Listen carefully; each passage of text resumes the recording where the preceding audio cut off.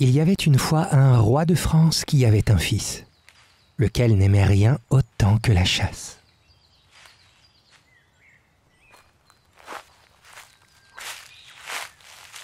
Un jour qu'il chassait selon son habitude, il aperçut un corbeau posé à terre. Et quoiqu'il en fût déjà bien près, l'oiseau ne s'envolait pas.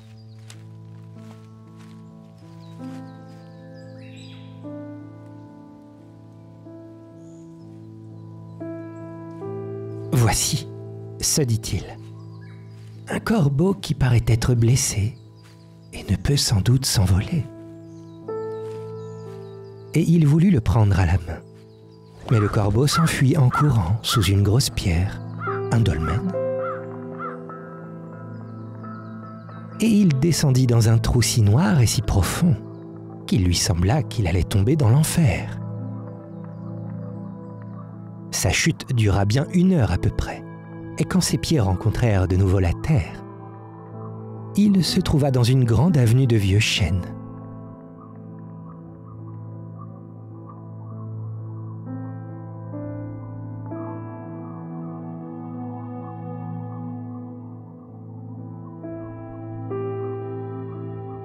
Au bout de cette avenue, il y avait un beau château. Il se dirigea vers le château. La porte de la cour était ouverte et il y entra.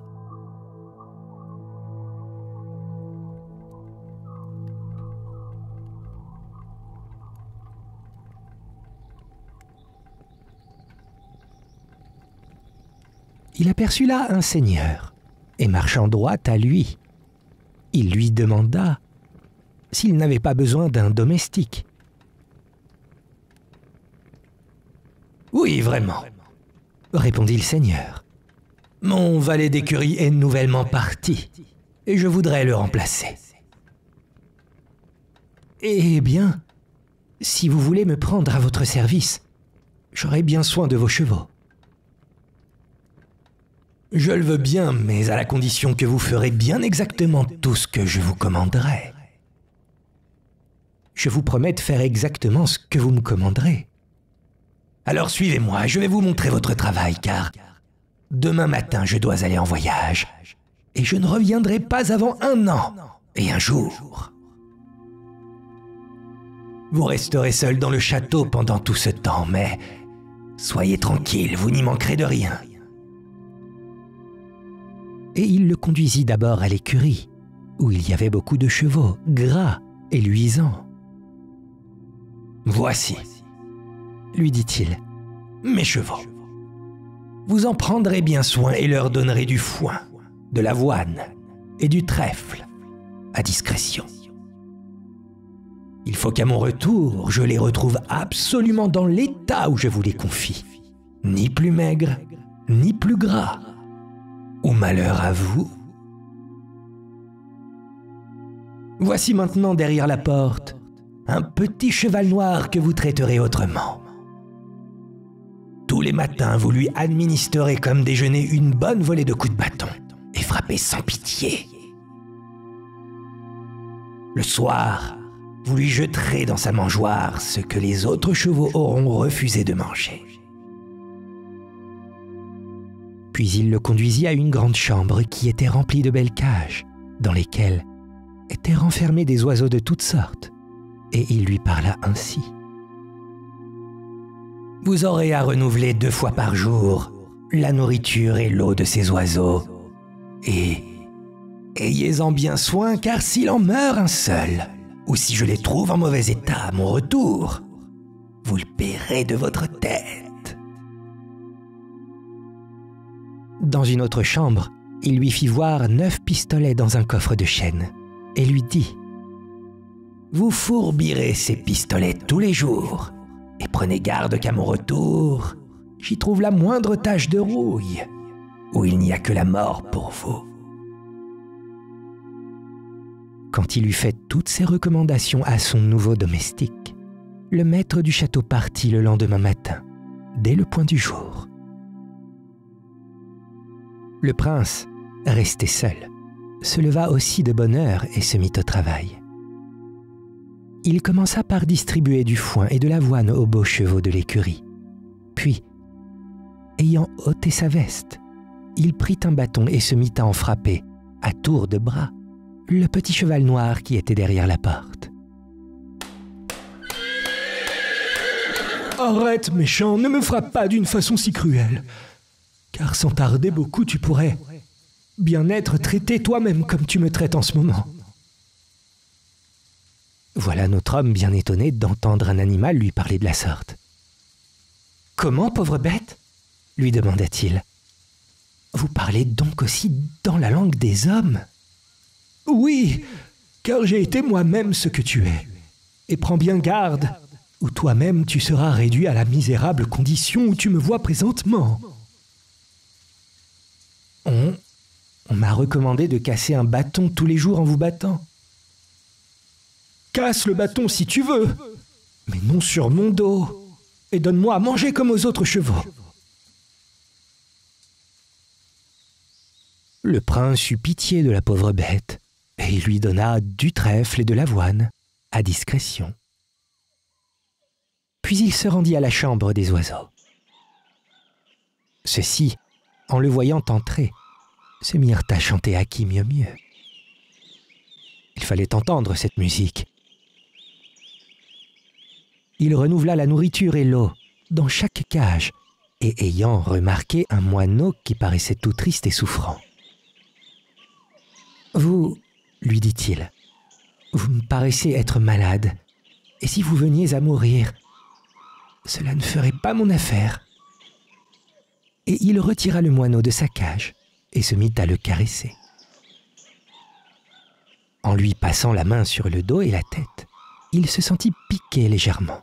« Qu'est-ce que cela ?» se dit-il. Et en examinant de près, il vit que l'oiseau avait la tête traversée de part en part par une épingle. « Oh, je ne m'étonne plus, pauvre petite bête, de te voir si triste. » Il retira l'épingle de la tête du moineau, et l'oiseau se changea instantanément en une princesse d'une beauté merveilleuse, qui lui parla de la sorte. « Si vous n'y prenez bien garde, ô jeune prince, vous aurez le même sort que moi et tant d'autres malheureux qui sont ici.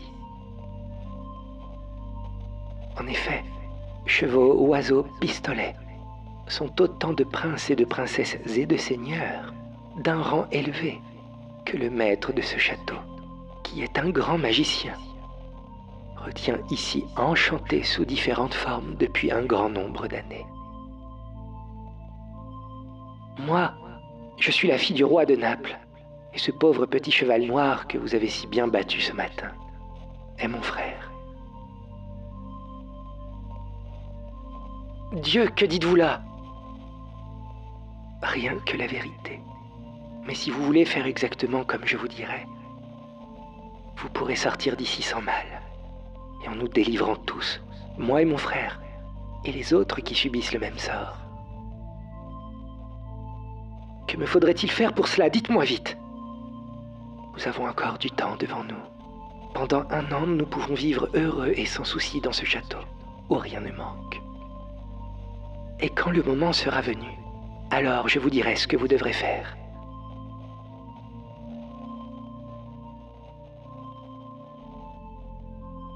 Ils vécurent donc heureux tous les 2 ensemble pendant 1 an, se promenant tous les jours par les bois et les beaux jardins qui entouraient le château comme s'ils étaient chez eux. Quand le soleil se couchait tous les soirs, le prince remettait l'épingle dans la tête de la princesse. Et aussitôt elle redevenait moineau, et passait la nuit dans sa cage, et, chaque matin aussitôt que le soleil paraissait, il retirait l'épingle et l'oiseau redevenait princesse.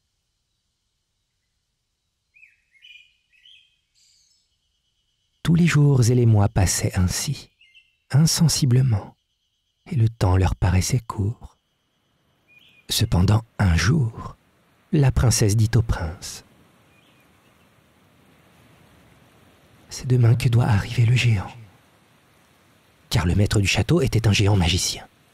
« Comment, déjà ?» Hélas, oui, car il y a juste 1 an que vous êtes ici. Demain aussi, on célébrera dans votre pays l'anniversaire de votre mort, car on vous y croit mort. Écoutez donc bien ce qu'il vous faudra faire. Quand le géant arrivera, demain matin, et n'oubliez pas surtout de me remettre l'épingle dans la tête et de m'introduire dans ma cage. Il ira aussitôt visiter ces oiseaux, et ceux-ci à sa vue se mettront à chanter et à fredonner à qui mieux mieux. En les voyant si joyeux et si dispos, il vous témoignera son contentement et pour vous récompenser, il vous conduira dans son écurie, et là, il vous dira de choisir le cheval qui vous plaira le plus. Il y a là de beaux chevaux, vous le savez bien. Blanc, noir, alezan, bleu pommelé. Mais ne choisissez aucun de ceux-là, gardez-vous-en bien. Demandez le petit cheval noir si maigre et de si triste mine qui est derrière la porte, et à qui vous avez administré le lendemain de votre arrivée ici une si bonne volée de coups de bâton. Il vous dira que vous êtes un sot de choisir une pareille rosse. Mais ne l'écoutez pas, et persistez à dire que vous voulez celui-là, car, comme je vous l'ai déjà dit, c'est mon frère. Alors, il vous conduira au coffre où sont les pistolets qui étaient si rouillés quand il partit, et qui sont à présent si luisants et si brillants parce que je vous ai enseigné la manière de les fourbir. Il vous dira encore de choisir un pistolet de là. Il y en a un, plus simple et moins beau que les autres, avec une petite tache de rouille presque imperceptible. Vous prendrez celui-là malgré toutes les instances du magicien pour vous en faire prendre un autre, plus beau, car c'est là ma femme de chambre. Enfin, il vous conduira alors dans la chambre aux oiseaux et vous dira encore d'en choisir un parmi les plus beaux et ceux qui chantent le mieux. C'est moi qu'il vous faudra prendre, et fermez l'oreille à tous ses conseils et à ses instances pour vous en faire prendre quelque autre plus beau. Dès que vous me tiendrez, vous me retirerez l'épingle de la tête, afin que je revienne à ma forme humaine. Et aussitôt, vous tirerez avec votre pistolet sur une tête de cuivre qui est au-dessus de la porte de la salle. Le château s'écroulera à l'instant sur le magicien avec un vacarme épouvantable, et il sera écrasé sous les ruines sans qu'il vous arrive de mal. Tous ceux qu'il retient ici enchantés sous différentes formes seront alors délivrés, et reviendront à leur forme première et s'en iront, chacun de son côté, après vous avoir remercié. Un beau carrosse descendra au même moment du ciel, et nous y monterons, vous, mon frère, ma femme de chambre et moi, et en peu de temps, il nous portera à travers les airs au palais de votre père. Quand nous y arriverons, tous vos parents et les principaux du royaume seront réunis, se disposant à se rendre à l'église pour assister à une messe solennelle célébrée à votre intention. Car ils vous croient tous morts depuis 1 an. En vous voyant, la joie et le bonheur succéderont à la tristesse et au deuil général. Tous vos parents et vos amis voudront vous embrasser, et moi aussi. Mais gardez-vous bien de vous laisser embrasser par une autre femme, car aussitôt je serai enlevé par le corps sans âme. Et vous ne me reverriez plus jamais. Faites exactement tout ce que je viens de vous dire, ou nous sommes perdus à tout jamais l'un pour l'autre. « Je le ferai, » répondit le prince. « Soyez sans inquiétude à ce sujet. » Bref, et pour ne pas me répéter, tout arriva comme avait dit la princesse. Le prince aussi accomplit de point en point toutes ses recommandations, si bien que, le lendemain, avant midi, il descendait tous les 4 au milieu de la cour du palais du roi de France, au moment où le cortège en grand deuil se disposait à se rendre à l'église.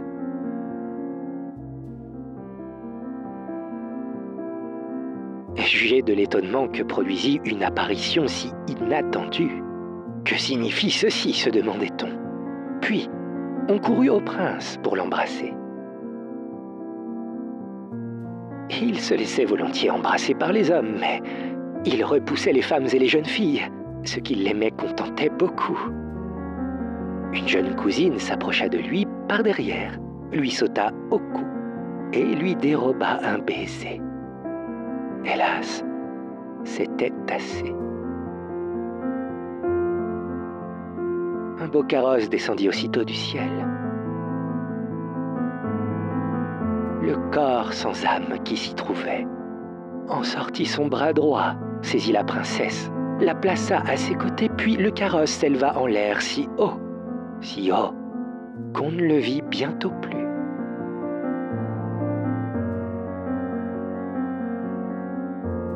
Personne ne savait ce que cela signifiait, si ce n'est le prince qui ne le savait que trop bien, hélas. Il se mit à se désoler, pleurant, criant, s'arrachant les cheveux. C'est en vain qu'on essayait de le consoler. Il n'écoutait personne. Il fit ses adieux à ses parents et à ses amis qui s'empressaient autour de lui et leur dit qu'il ne cesserait de marcher ni le jour ni la nuit, jusqu'à ce qu'il eût retrouvé la princesse, sa fiancée. Ce fut en vain que son père et sa mère le supplièrent de rester avec eux, s'attachant à ses habits et lui disant qu'il mourrait de douleur s'il les abandonnait dans leur vieillesse. Il lui promettait de le marier à la plus belle princesse que l'on trouverait au monde et de lui céder aussitôt le trône. Mais il ne les écoutait seulement pas, et il partit.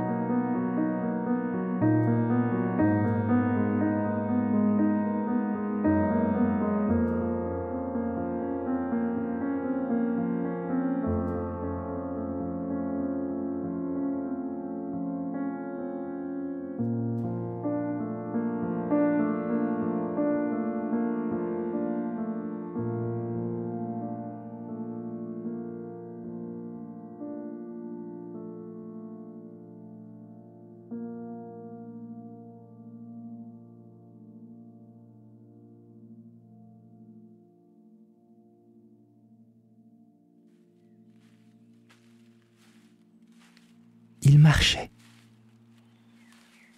Il marchait au hasard nuit et jour, demandant à tous ceux qu'il rencontrait des nouvelles du corps sans âme. Personne ne connaissait le corps sans âme, ni ne pouvait lui donner aucune bonne réponse. Un jour, il fut surpris par la nuit dans un grand bois où il s'était égaré. Et le voilà, bien embarrassé et bien inquiet, car ce bois était rempli de bêtes fauves. Il grimpa sur un arbre et aperçut une faible lumière, au loin. Il descendit, quelque peu rassuré, et se dirigea vers cette lumière. Il se trouva au bout de quelque temps d'une marche assez pénible, à travers le bois, devant une petite hutte construite de branchages, de fougères et de feuillages. Par une fente de la porte, il vit un vieillard à la barbe longue et blanche, qui priait à genoux devant un crucifix. « C'est un ermite », se dit-il en lui-même. Il poussa la porte mal close, qui céda facilement, et il dit « Bonsoir, mon père. »« Bonsoir, mon fils, » répondit le vieillard. « En quoi puis-je vous être utile ?» « Auriez-vous la bonté de m'accorder l'hospitalité pour la nuit ?»« Oh, hélas, mon pauvre enfant, un ermite d'ordinaire n'est pas riche. Entrez néanmoins dans ma cabane, et vous n'aurez ni mieux ni pis que moi. Quelques herbes et quelques racines pour nourriture, et la terre nue pour lit. Nul ne peut donner ce qu'il a, mon père, et je vous remercie. » Et il entra dans la hutte de l'ermite et lui conta ses aventures. « Hélas, mon pauvre enfant, » lui dit alors le solitaire, « il y a bien longtemps que je suis ici à faire pénitence, et jamais je n'ai entendu parler du corps sans âme. Et je ne puis vous dire où il demeure, ni quel chemin vous devez prendre pour le trouver. Mais voici une serviette que je vous donne. et qui pourra vous être utile. Elle m'a rendu de grands services dans ma jeunesse, mais à présent je n'en ai plus besoin. Quand vous aurez faim ou soif, en quelque endroit que vous vous trouviez, vous n'aurez qu'à la déployer, l'étendre sur une table ou même à terre, et dire « Serviette, fais ton devoir ». Et aussitôt il se trouvera dessus à boire et à manger de tout ce que vous désirerez. Puis, dans une autre forêt qu'il vous faudra traverser plus loin, vous trouverez un autre ermite qui est plus vieux et plus savant que moi. Et peut-être celui-là pourra-t-il vous donner quelques bons conseils pour vous aider à trouver ce que vous cherchez. Je vous remercie, mon père, et que Dieu vous bénisse et exauce vos prières.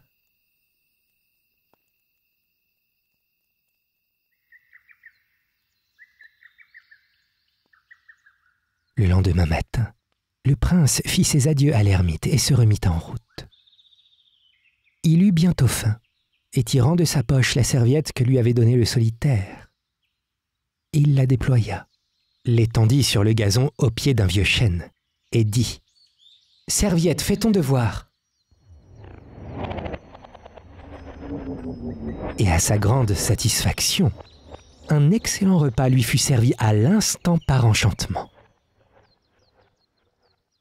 Après avoir mangé et bu, autant que cela lui faisait plaisir, il reploya avec soin sa serviette, la remit dans sa poche et continua sa route. Après avoir marché quelque temps, il s'engagea dans une immense plaine, stérile et toute nue, et où il se vit soudain entouré d'une multitude infinie de fourmis, grosses comme des lièvres, et qui paraissaient être fort affamées. Il était bien embarrassé et ne savait que faire. 2 fourmis plus grosses que les autres marchaient droit à lui. Il crut que c'était pour l'attaquer et le dévorer. « Hélas, pensait-il, c'en est fait de moi. » Puis, songeant à sa serviette, « Tiens, mais peut-être ma serviette me tirera-t-elle de danger ?» Et il se hâta de tirer sa serviette de sa poche, la déploya, l'étendit à terre et dit « Serviette, fais ton devoir. Je veux régaler toutes ces bêtes du bon Dieu qui m'ont l'air de n'avoir pas fait de bons repas depuis longtemps. »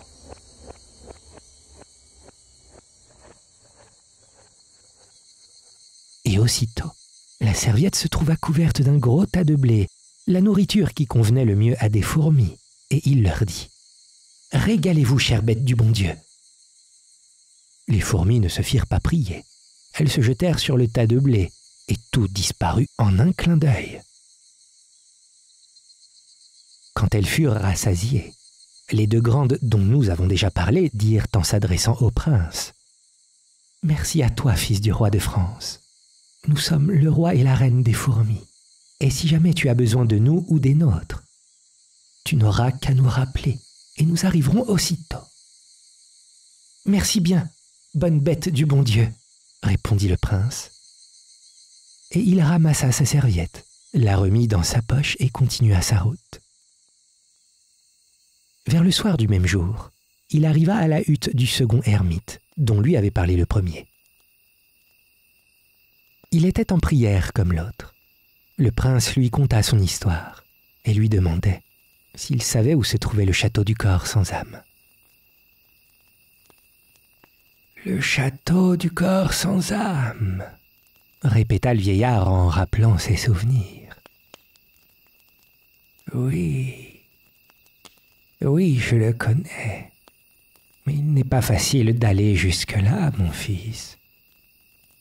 Ce château est retenu par 4 chaînes d'or entre le ciel et la terre. Vous verrez les chaînes, mais non le château, car il est trop haut pour cela. »« Comment y aller alors ?» demanda le prince. « Hélas, je ne saurais vous le dire, mon fils, car l'aigle même n'atteint pas à cette hauteur. Mais Dieu, dans sa bonté, m'a établi maître sur tous les animaux qui possèdent des ailes. Et si quelque jour vous avez besoin de moi ou de quelqu'un des miens, vous n'aurez qu'à m'appeler et j'arriverai aussitôt. J'ai une recommandation à vous faire. Lorsque vous m'aurez quitté, vous ne tarderez pas à vous trouver au bord de la mer. Et là, vous verrez sur la grève un petit poisson laissé à sec par la marée en se retirant et qui sera près de mourir. Prenez ce petit poisson avec la main et remettez-le vite dans l'eau car plus tard, vous pourriez avoir besoin de lui.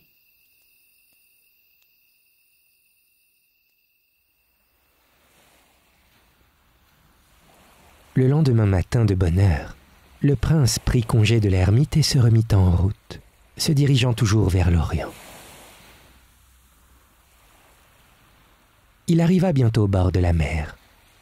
Comme il marchait sur le sable du rivage, il aperçut le petit poisson dont lui avait parlé l'ermite, resté à sec, la bouche ouverte et paraissant près de mourir. Il s'empressa de le prendre avec la main et de le remettre dans l'eau. Le petit poisson plongea, disparut un instant, puis, élevant la tête au-dessus de l'eau, il parla de la sorte.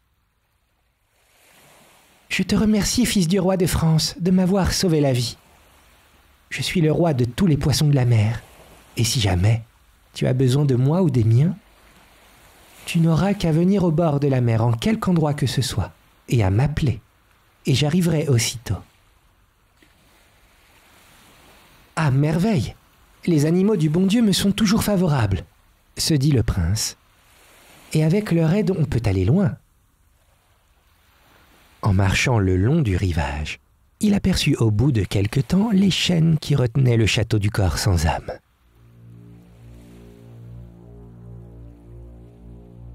Il était scellé dans 2 énormes rochers.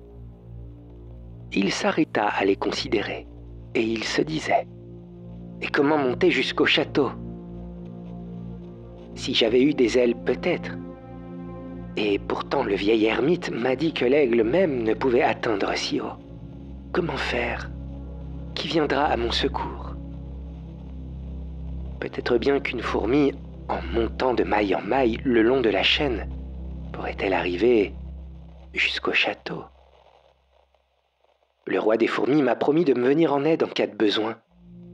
Il faut que je l'appelle pour voir. Roi des fourmis, ton secours je réclame, pour monter au château du corps sans âme. Et le roi des fourmis arriva aussitôt et demanda: Qu'y a-t-il pour votre service, fils du roi de France? Je voudrais bien, si c'est possible, être changé en fourmi, afin de pouvoir grimper le long de cette chaîne jusqu'au château du corps sans âme. Qu'il soit fait selon votre désir, répondit le roi des fourmis. Et voilà le prince changé instantanément en fourmi. Sans perdre de temps, il se mit à grimper le long d'une des chaînes d'or, de maille en maille, tant et si bien qu'il finit par arriver au château du corps sans âme.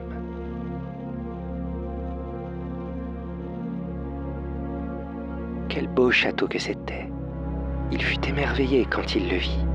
Il grimpa encore contre les murs du château et pénétra par une fenêtre dans la chambre de la princesse.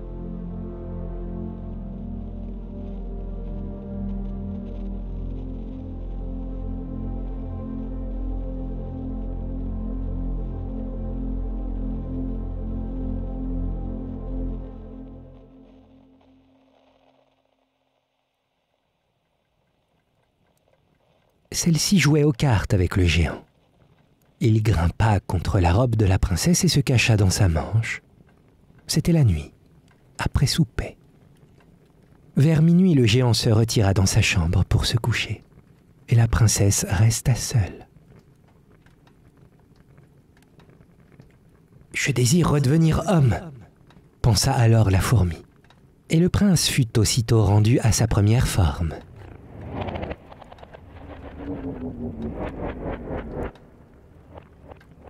Oh mon Dieu, cher prince, s'écria la princesse en le reconnaissant. Comment avez-vous pu venir jusqu'ici? Hélas, vous êtes perdu, mon pauvre ami, car personne ne sort d'ici en vie. Le prince lui raconta par quel moyen il avait pu arriver jusqu'à elle, et la pressa de partir avec lui sans perdre de temps. Et le géant, vous n'y songez donc pas? Je le tuerai, le géant. Hélas, mon pauvre ami, cela ne se peut pas. C'est un corps sans âme, et sa vie ne réside pas dans son corps. Et où diable est-elle donc? Je n'en sais rien. Mais je ferai en sorte que vous la preniez de lui-même, demain. Comment cela? Tous les soirs après souper, il vient jouer aux cartes avec moi dans ma chambre. Vous vous cacherez encore, sous la forme d'une fourmi dans ma manche, et comme il ne se doutera de rien, je l'amènerai adroitement à dire comment on pourrait lui ôter la vie. Ils passèrent la nuit ensemble et ne dormirent pas beaucoup tant ils avaient de choses à se dire depuis leur séparation. Quand le jour parut, le prince redevint fourmi et resta toute la journée sous cette forme cachée dans la manche de la princesse. Après souper, le géant reconduisit la princesse à sa chambre selon son habitude et fit une partie de cartes avec elle. Tout à coup, la princesse lui dit: « Ah, si vous saviez le singulier rêve que j'ai fait la nuit dernière. »« Qu'avez-vous donc rêvé? Dites-moi, je vous prie. »« Oh, c'est un bien sot rêve. Voyez plutôt. J'ai rêvé qu'un jeune prince, fils du roi de France, était arrivé dans votre château, et qu'il voulait vous tuer, afin de m'enlever et de m'emmener à la cour de son père pour m'épouser. N'est-ce pas que c'est un sot rêve? » Ah oui, bien sot en effet, car rien de ce qui s'y trouve ne peut arriver. Aucun homme ne peut monter de la terre jusqu'ici. Et puis, quand bien même cela pourrait arriver, moi, je ne puis pas être tué comme les autres hommes. Pourquoi donc cela? Pourquoi? C'est que je suis un corps sans âme, et que ma vie ne réside pas dans mon corps. Vraiment? Où donc est-elle?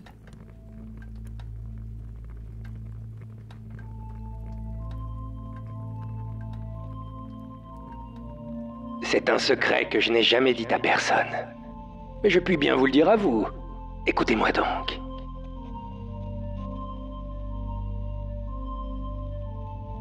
Ma vie réside dans un œuf. Cet œuf est renfermé dans une colombe. La colombe est dans un lièvre. Le lièvre dans un loup. Et le loup est renfermé dans un coffre de fer au fond de la mer.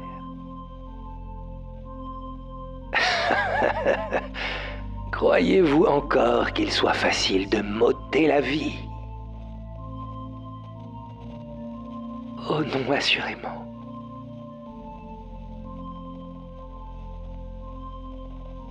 Le prince qui était dans la manche de la princesse avait tout entendu. Dès que le géant se fut retiré dans sa chambre, il reprit sa forme naturelle, et la princesse lui demanda: « Eh bien, avez-vous entendu? »« Oui, j'ai tout entendu. »« Et vous pensez encore que nous pourrons sortir d'ici? » Peut-être bien. Ayez toujours confiance en moi, et plus tard nous verrons. Il faut que je retourne à présent sur la terre, et quand je viendrai ici, je tiendrai la vie du géant entre mes mains.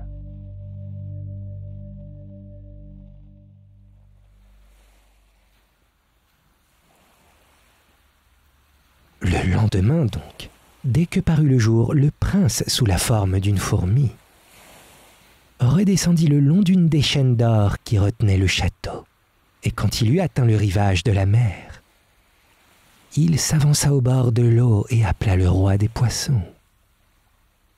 « Roi des poissons, accours, accours, car j'ai besoin de ton secours. » Et un instant après, il vit un petit poisson qui éleva sa tête au-dessus de l'eau et parla ainsi. « Qu'y a-t-il pour votre service, fils du roi de France ?»« Ah, il doit se trouver quelque part au fond de la mer, un coffre de fer qui renferme la vie du corps sans âme, dans un œuf, et je voudrais tenir ce coffre-là. » Le roi des poissons replongea aussitôt sous l'eau et se rendit à son palais et donna l'ordre à ses héros de convoquer aussitôt tous les poissons de la mer, grands et petits. Les héros soufflèrent dans de grandes conques marines, et les habitants de la mer, grands et petits, accoururent aussitôt de tous les côtés. Le roi prit alors un grand livre, où étaient inscrits les noms de tous ses sujets, et à mesure qu'il les appelait, il se présentait devant son trône, et il leur demandait s'ils n'avaient pas vu quelque part au fond de la mer le coffre de fer qui renfermait la vie du corps sans âme. Aucun d'eux ne l'avait vu. Tous avaient déjà répondu à l'appel, sans donner aucun bon renseignement, excepté un tout petit poisson dont on n'attendait rien de bon. Enfin, il arriva aussi, et s'excusa d'être en retard. Le roi, après l'avoir un peu grondé, lui adressa la même question qu'aux autres. Il avait vu le coffre, il savait où il était, et c'est parce qu'il s'était arrêté à l'examiner qu'il se trouvait en retard.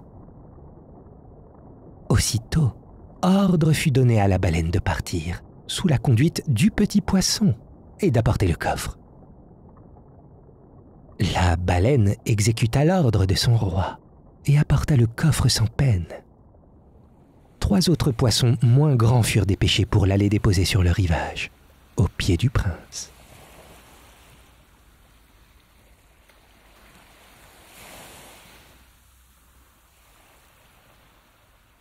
Celui-ci l'ouvrit, car il paraît que la clé se trouvait dans la serrure, et un loup énorme s'en élança aussitôt.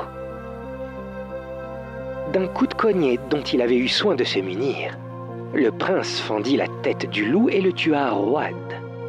Puis, il lui ouvrit le ventre. Un lièvre s'en élança, mais il le saisit par les oreilles et lui ouvrit aussi le ventre. Et la colombe lui glissa entre les mains et s'envola en claquant des ailes. Comment faire? Car il n'avait pas de fusil. Il songea au vieil ermite qui lui avait dit qu'il était le maître de tous les animaux qui avaient des ailes, et il l'appela à son aide. L'ermite envoya aussitôt un épervier après la colombe, qui fut prise sans peine et remise entre les mains du prince. Celui-ci lui ouvrit le ventre et y trouva l'œuf auquel était attachée la vie du corps sans âme. Il le recueillit précieusement, le mit dans sa poche et retourna vite au château du géant par le même chemin que la première fois.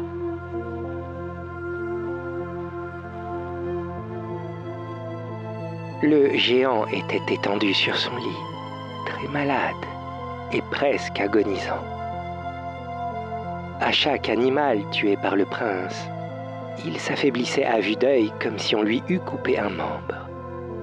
La princesse était auprès de son lit. Le prince entra dans la chambre, sous sa forme naturelle, tenant l'œuf à la main et le montrant au monstre. Celui-ci fit un effort suprême pour s'élancer sur lui, mais, hélas, ses forces le trahirent. Alors le prince lui lança l'œuf au milieu du front où il se brisa, et il expira, à l'instant même. Et aussitôt les chaînes d'air qui retenaient le château en l'air se rompirent avec un bruit épouvantable et tout s'engloutit au fond de la mer.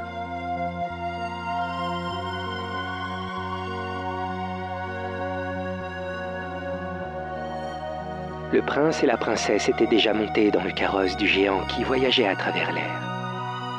Et ils furent rendus en peu de temps au palais du roi de France.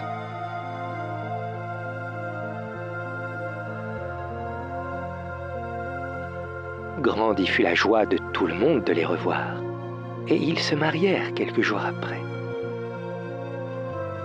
Et il y eut à cette occasion des fêtes, des jeux et des festins comme on n'en avait jamais vu de pareils dans le pays. Et si j'en puis parler de la sorte, c'est que j'étais là moi-même comme tournebroche. Mais, comme je mettais mon doigt dans toutes les sauces, un grand diable de maître cuisinier me vit et me donna un grand coup de pied, quelque part. Et du coup, je fus lancé jusqu'à Plouaret pour vous conter tout ceci.